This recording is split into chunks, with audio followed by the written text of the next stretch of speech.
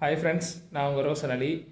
இந்த வீடியோ எதுக்கான பார்த்தீங்கன்னா, ஐஆர்டிசி ஆப்பில் ஒரு ட்ரெயின் டிக்கெட் எப்படி புக் பண்ணுறது அப்படின்னு சொல்லி நான் லைவாக உங்களுக்கு நான் காமிக்கிறேன்.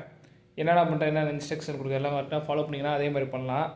இல்லை அப்படி வரல அப்படின்னா என்கிட்ட சொல்லுங்கள், நான் உங்களுக்கு ட்ரெயின் டிக்கெட் புக் பண்ணுறேன். பட்டு அமௌண்ட் மட்டும் போட்டு விட்ருணும். வாங்க என்னன்னு சொல்லி நம்ம அப்படியே பார்க்கலாம்.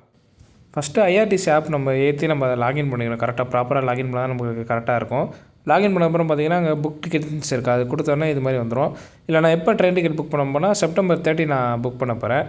ஸோ அதனால் நான் டேட் வச்சு கொடுக்குறேன். ஆனால் எனக்கு வெளில வந்துச்சு, ஏன்னா நான் அட்வான்ஸாக நான் பண்ணுறதுனால. ஸோ எனக்கு திருப்பியும் லாகின் பண்ண சொல்லும். இது வந்து டிக்கெட் புக் பண்ணுற டைம்லாம் நம்மளுக்கு ஒரு தடவை லாகின் பண்ண சொல்லும். இது வந்து ஒன்றும் ப்ராப்ளம் இல்லை. அந்த பாஸ்வேர்டை மட்டும் நம்ம கரெக்டாக நம்ம ஞாபகம் வச்சுக்கணும், வேறு ஒன்றும் இல்லை. அப்புறம் கேப்சி கொடுத்துருப்பாங்க, அது கொடுத்தோன்னே நம்ம லாகின் பண்ணிப்போம்.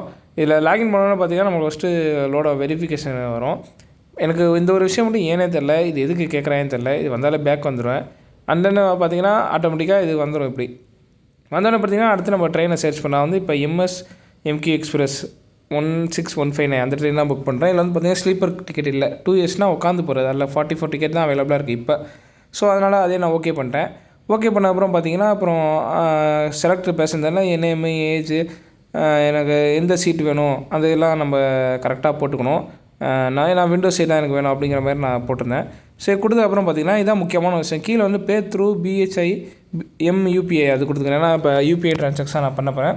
ஸோ அதுக்கு தான் இது லோட் ஆகிருக்கு. இது வந்து பார்த்துக்கிட்டிங்கன்னா இதுக்கு உங்களுக்கு கூகுள் பே இருந்தாலே போதும். நான் வந்து கூகுள் பே மட்டும் தான் வச்சுருக்கேன். நான் இதுக்காண்டி நிறையா ஏற்றி டெல் பண்ணேன், என்னடா வரலன்னு சொல்லி. அப்புறம் ஃபைனலி நானும் சில வீடியோஸ்லாம் பார்த்து கற்றுக்கிட்டேன். ஸோ அதனால தான் இந்த வீடியோ நான் போடுறேனே. இதில் வந்து பார்த்திங்கன்னா இந்த பிஹெச்ஐஎம் யூபிஐ கொடுத்துடணும். கொடுத்தோன்னா பார்த்திங்கன்னா திருப்பி ஒரு கேப்சி வரும். அது கேப்சி போட்டதுக்கப்புறம் நீங்கள் டிக்கெட் புக் பண்ணலாம். என்னோடய டிக்கெட் ப்ரைஸ் வந்து பார்த்திங்கன்னா 142.25 இதான் என் டிக்கெட் ப்ரைஸு.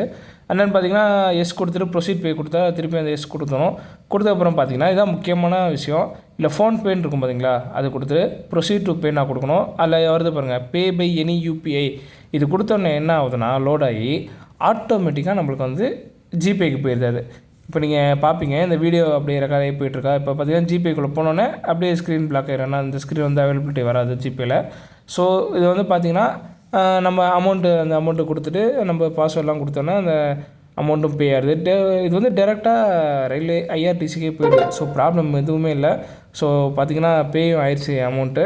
அந்த பே ஆன அப்புறம் பார்த்திங்கன்னா திருப்பி நம்மளோட பேஜுக்கே வந்துடும். அவ்வளோ இது பிடிஎஃப்னு இருக்குது பார்த்திங்களா, அதை நான் கொடுத்தோன்னே எனக்கு டவுன்லோட் ஆகிடும், டிக்கெட் டவுன்லோட் ஆயிரும். நான் ஃபோட்டோவும் எடுத்துக்கலாம், நான் மெயில் கூட யாருக்காச்சும் அனுப்பிச்சிக்கலாம், இல்லை த்ரூ வாட்ஸ்அப் மூலியமாக யார் கூட அனுப்பிச்சிக்கலாம், அது ஷேர் சிம்பிள் கொடுத்து.